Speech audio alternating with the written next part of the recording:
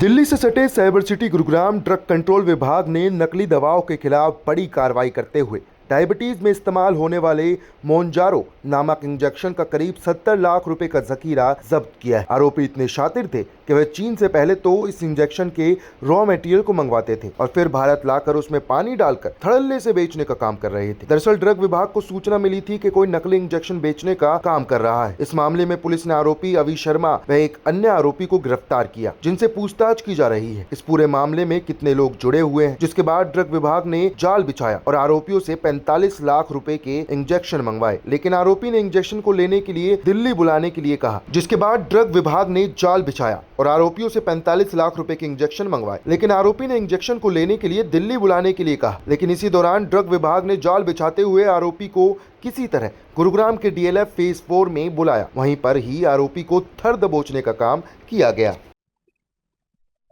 तो एक इंजेक्शन की रेट थी, नकली इंजेक्शन पकड़े हैं। क्या है वो इंजेक्शन और किस चीज में इस्तेमाल किया जाता है?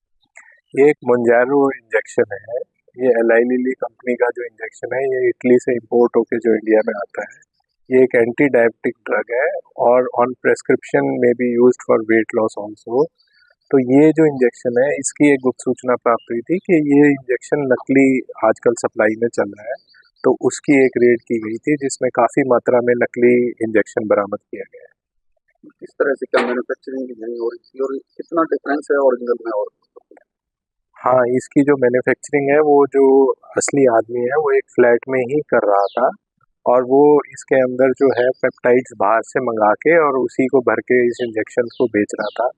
अभी तक जो शुरुआती जांच में पता चला है कि हाँ, लेबल्स में भी कुछ मिसमैचेस हैं इसके अंदर, पर वो एक आम नागरिक को नहीं पहचान सकता क्योंकि उसने हूबहू एक असली इंजेक्शन की तरह इसको बनाया है। कितना खतरनाक हो सकता है अगर बात करें इस्तेमाल की? एक एंटी डायबिटिक इंजेक्शन है, कोई पेशेंट ले रहा है, वो तो ये सोच के ले रहा है कि हाँ ये असर करेगा, लेकिन जब उसके अंदर दवा ही नहीं है या वो जो दवा जिसके लिए वो ले रहा है वही नहीं है, तो वो क्या उसको कोई यूज़ तो देगी नहीं। ठीक है, अभी हम इसको टेस्ट के लिए भेज रहे हैं, तो ये पता चलेगा कि इसके अंदर है क्या और क्या ये टॉक्सिक था या नहीं था। वो एक जांच का विषय है जिसके लिए हम इसको प्रमाण के लिए लैब में भेज रहे हैं।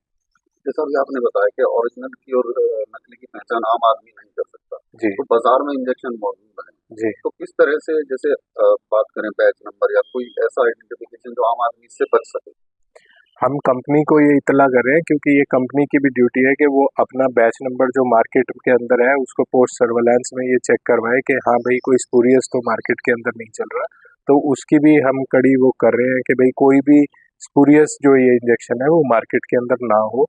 हमने अपने हरियाणा के अंदर ही नहीं, पूरे इंडिया के अंदर भी इस मैसेज को फ्लोट करा दिया है कि एलाई लिली कंपनी का फेक इंजेक्शन इस बैच नंबर का चल रहा है, तो एटलीस्ट वो बैच नंबर जो फेक है जो हमारे पास आए हैं वो मार्केट में ना बिके। क्या ऐसा हुआ है कि आपकी जांच में आया हो कि जो बैच नंबर आपने पकड़े हैं वही बैच नंबर मार्केट में भी अवेलेबल हो?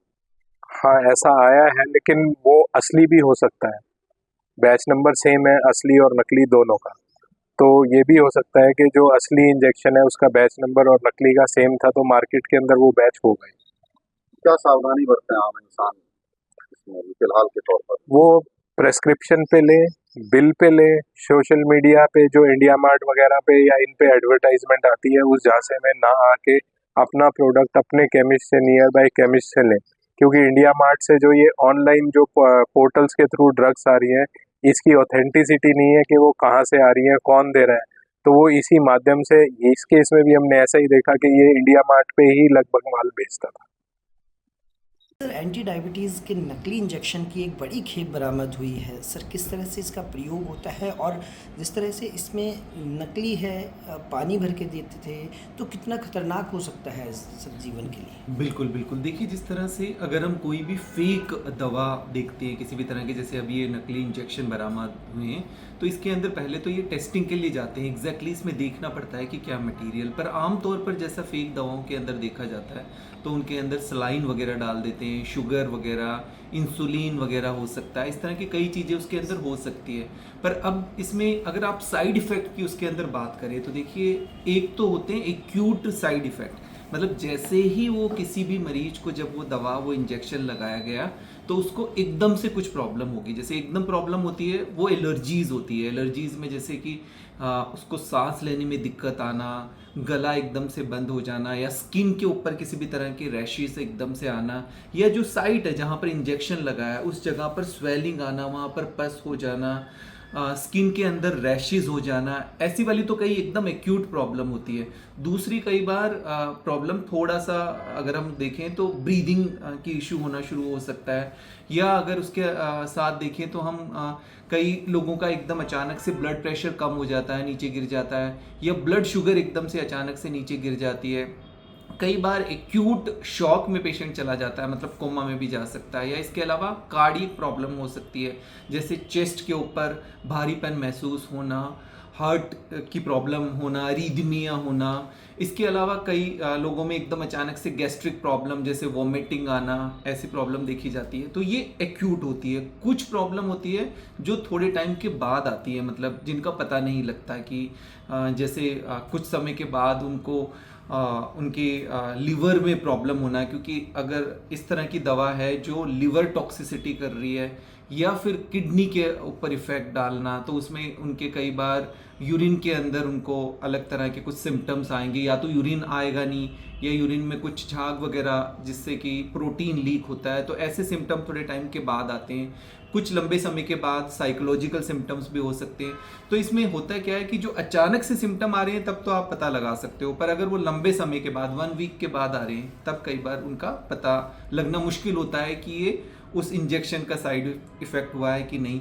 इसके अलावा जैसे कि ऐसे इंजेक्शन, फेक इंजेक्शन जब आमतौर पे पकड़े जाते हैं तो ये ठीक तरीके से स्टोरेज नहीं होते, तो वो जो इन्फेक्शन है उसका खतरा भी बढ़ जाता है, क्योंकि उनको कैसी जगह पर रखा जाता है। तो उसमें कई तरह का जैसे कि हेपेटाइटिस बी, हेपेटाइटिस सी, ऐसा इन्फेक्शन होने के भी चांसेस बढ़ जाते हैं। ब्लड के अंदर इन्फेक्शन जैसे सेप्टिसीमिया वगैरह, ये भी इन्फेक्शन होने के चांसेस बढ़ जाते हैं। सर, पिछले कुछ समय में देखा गया है कि इस इंजेक्शन को एंटी डायबिटीज़ के लिए नहीं बल्कि फैट को कम करने के लिए प्रयोग किया जा रहा है, और बहुत ज़्यादा डिमांड बन गई है। जिस तरह से ये भी बताया जा रहा है कि कुछ फिल्म इंडस्ट्री से जुड़े हुए लोग हैं या दूसरे जो लोग हैं जिनको मोटापा है वो भी इसका ज़्यादा प्रयोग करने लगे हैं। हाँ, देखिए, आमतौर पे जो इंजेक्शन का जब अप्रूवल किया था CDSO ने, तो अप्रूवल में ये बताया गया था कि ये डायबिटीज़ के जो पेशेंट्स हैं उनके लिए है, और डायबिटीज़ के साथ आपकी और भी कोई कोमॉर्बिडिटी है, मतलब आपको मोटापा है, वज़न ज़्यादा है, आपके कोलेस्ट्रॉल वगैरह बढ़े हुए हैं, तब आपको ये लगा जाएगा। और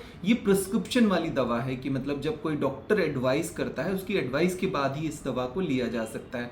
पर जैसा कि इसमें देखा जा रहा था कि ये वेट लॉस के लिए भी लोग इसको इस्तेमाल करने लग गए, तो इस वजह से इसका मिसयूज़ होने की भी पॉसिबिलिटीज़ है वो काफ़ी ज़्यादा बढ़ गई।